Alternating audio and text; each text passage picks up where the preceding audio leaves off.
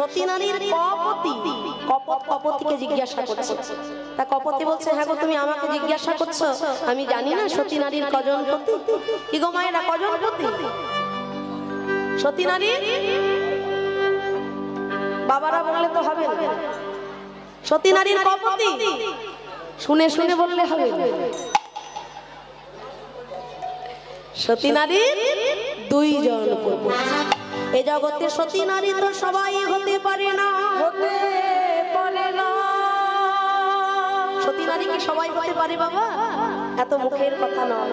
আর যে একবার সতী রমণী হয়ে যায় তার শরীরে স্বয়ং দুর্গা দেবীর শক্তি বিরাজ, তখন তিনি বাক সিদ্ধা হয়ে যান।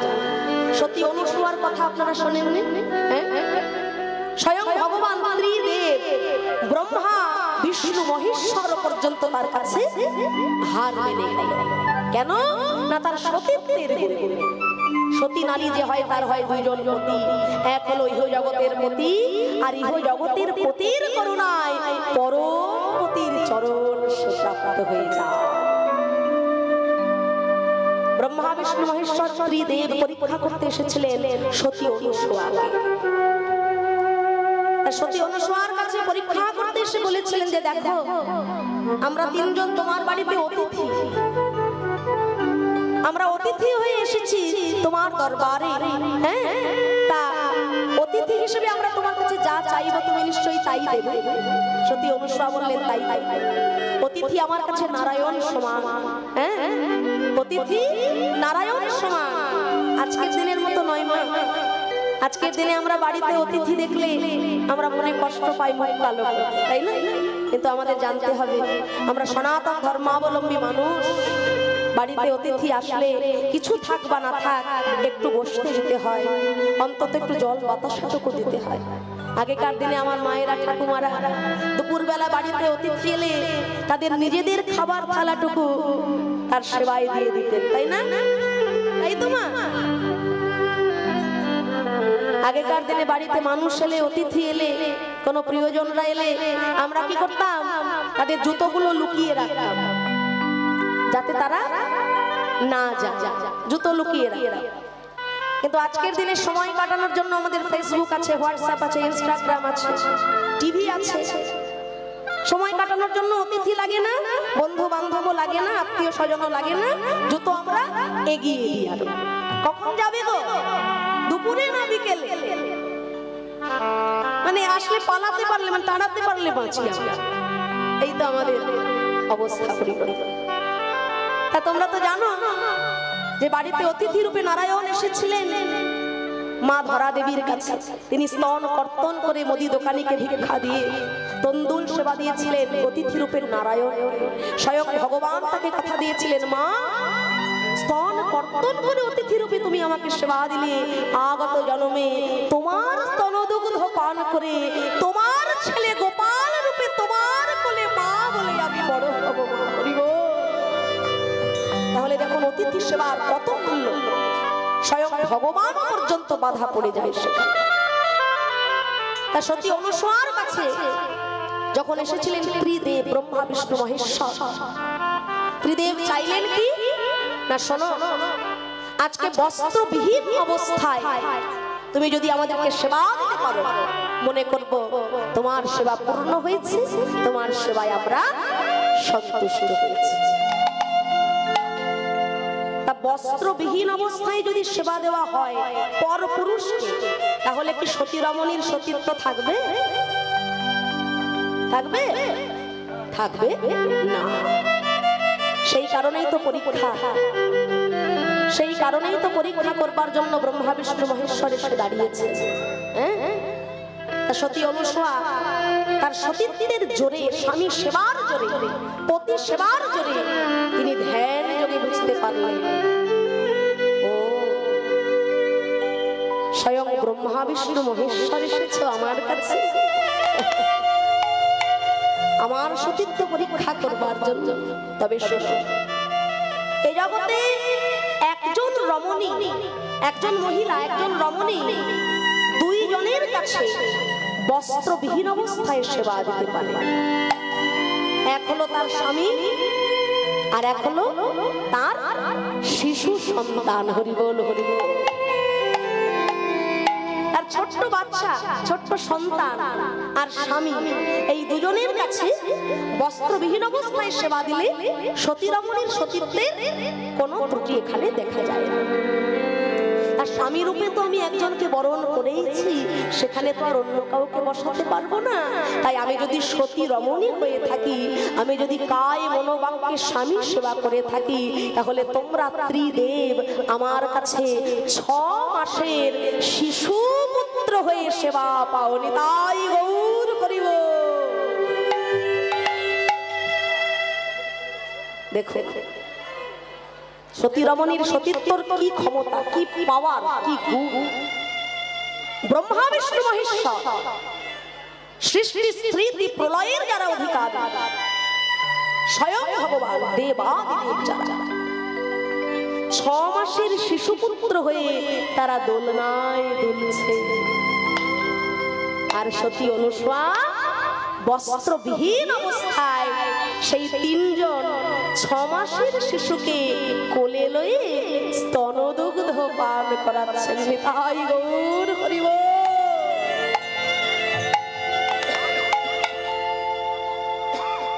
6 মাসের শিশু রূপে কোলে নিয়ে বস্ত্রবিহীন অবস্থায় সতী অনুসূয়া তাদের সেবা দিচ্ছে। তাহলে তারা যেটা চেয়েছিল, অতিথি রূপে তারা যেটা চেয়েছিল তারা পেল। 6 মাসের শিশু হয়ে গেল ব্রহ্মা বিষ্ণু মহেশ্বর। ওদিকে ব্রহ্মা বিষ্ণু মহেশ্বর যদি সিংহাসনে না থাকে, সৃষ্টি তো রসাতলে চলে যাবে। স্বর্গে সৃষ্টি থাকছে না, রসাতলে চলে যাচ্ছে জগৎ সংসারের যত সমস্ত ধর্মকর্ম। তখন ত্রিদেবী নারদ মুনির কাছে এসে সমস্ত ঘটনা বললেন। ত্রিদেবী ছুটে এলেন নারদ মুনিকে সঙ্গে নিয়ে সেখানে। ত্রিদেবী এসে হাত জোড় করে বলছেন, শোনো মা সতী অনুসূয়া, আমাদের স্বামীকে তুমি আমাদের কাছে ফেরত দাও। তারা যদি স্বসিংহাসনে না বসে, সৃষ্টি রসাতলে চলে যাবে, তোমরা উপায় বের করো।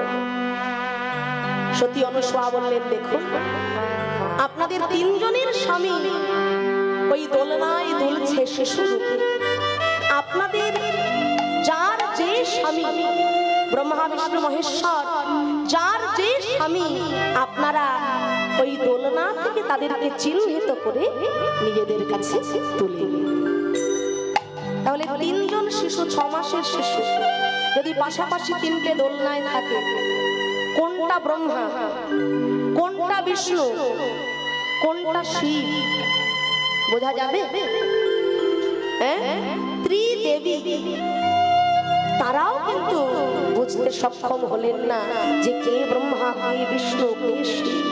তারা সতী অনুসূয়ার কাছে প্রার্থনা করে বলছে, মা তুমি আর অভিমান করে থেকো না, আমরা ত্রিদেবী পাঠিয়েছিলাম আমাদের পতিকে তোমার সতীত্ব পরীক্ষা করবার জন্য, তুমি আমাদের ক্ষমা করো মা, আমাদের পতি দেবতাকে তুমি আমাদের কাছে ফিরিয়ে দাও।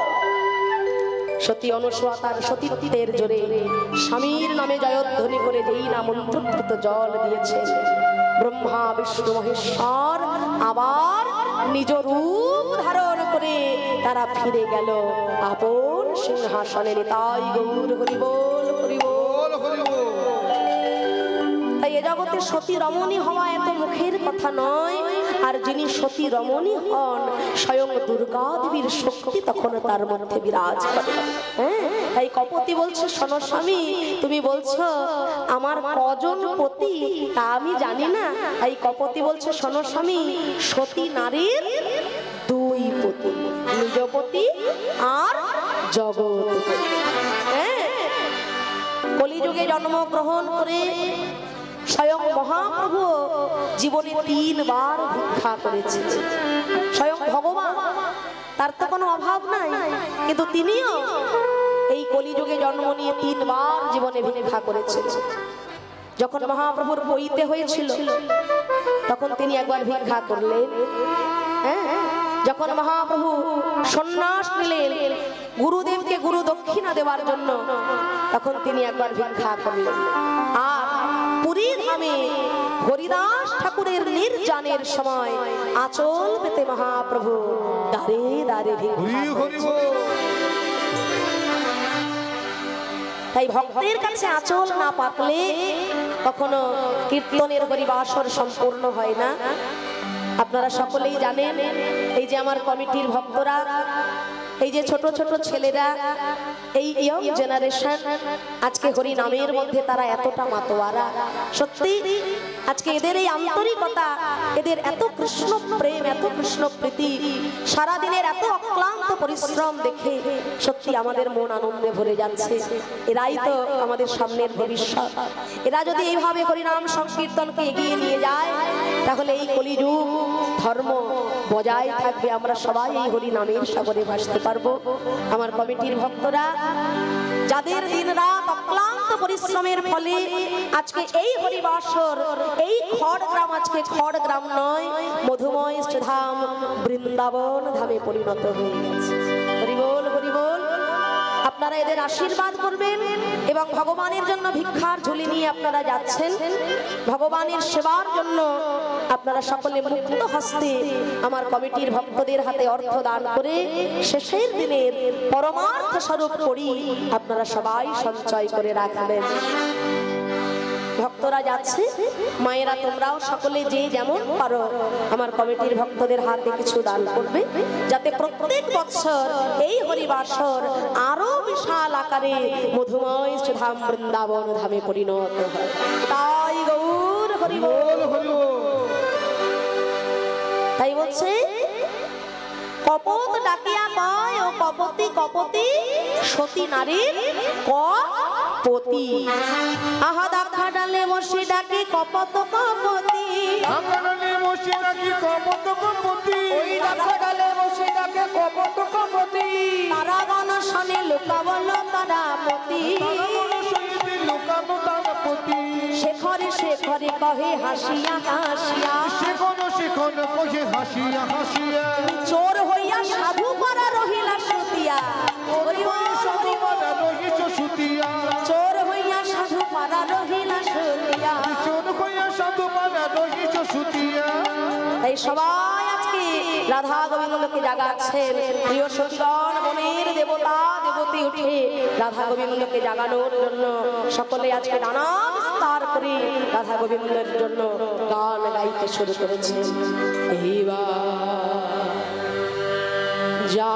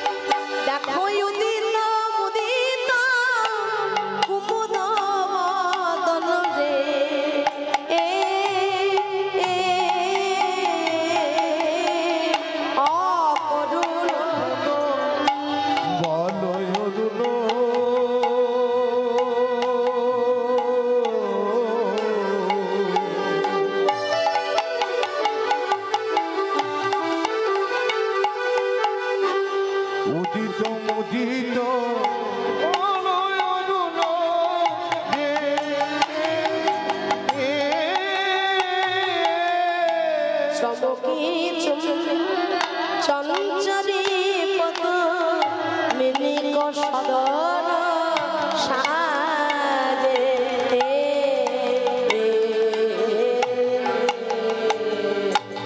বলে করুণা নাই গো, করুণা নাই গো, ওই করুণের মনে করুণা নাই গো,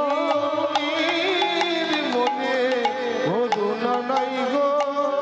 মিলন মায়েরা, আপনারা যে যা দেওয়া দেবেন, কিন্তু দেওয়ার পর এইভাবে যদি জড়াজড়ি করেন তাহলে কীর্তনের রসাভাষা, যে যা দেওয়ার দিয়ে আপনারা আপনাদের মতো চলে যাবেন। কীর্তনের পরে যত খুশি চুপন করবেন, আমি কিছু বলবো। দেখো প্রভাতের কত পালক বটে,